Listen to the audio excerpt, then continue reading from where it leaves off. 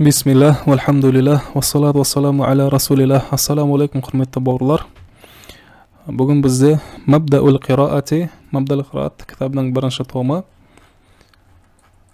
Мына жақтағы алғы сөздермен өздеріңіз танысып аласыздар. Бірден бірінші сабақтан бастап кетеміз. Бисмиллахир-рахманир-рахим. Ад-дарсул ауалу, бірінші сабақ. Мына жақта міне сөздер берілген. Бұл жаңа сөздерді біздер жаттауымыз қажет. Китабун, кітап, мистаратун, сызғыш, саббуратун, тақта, қаламун, қалам, куррасун, кітапша, нашшафатун, сүлгі орамал, михбаратун, сиясауыт, ришатун, қауырсын, варақун, қағаз, парақ, хаза, бұл, айна, қайда, мәне, хуз, ал, хати, бер, әкел. Енді мына сөздерді жаттағаннан кейін астындағы сөйлемдерді оқимыз. Хаза китабун, бұл кітап. Хазихи мистаратун, бұл сызғыш. Айна саббурату, тақта қайда. Айна михбарату, сиясауыт қайда. Хузил қалама, қаламды ал. Хатил курраса, кітапшаны әкел. Хаза варақун, бұл парақ. Хузил китаба, кітапты ал.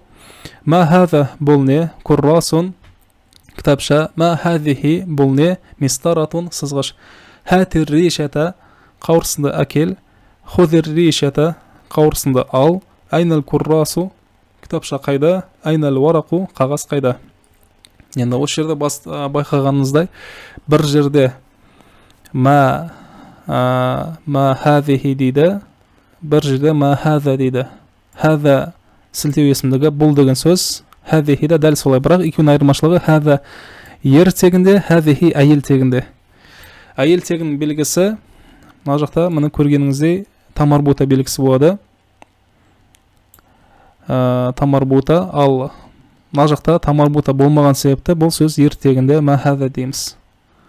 Тамарбута мұны әйел тегінде, сол себепті махазихи мистаратун, мына жақта ер тегінде махаза куррасун. Бұл әйел тегінің негізгі белгісі. Осы тамарбута. Тамарбута тұрса, демек сөз әйел тегінде деген сөз. Сол себепті оған әйел тегінің сілтеуесін қолданамыз.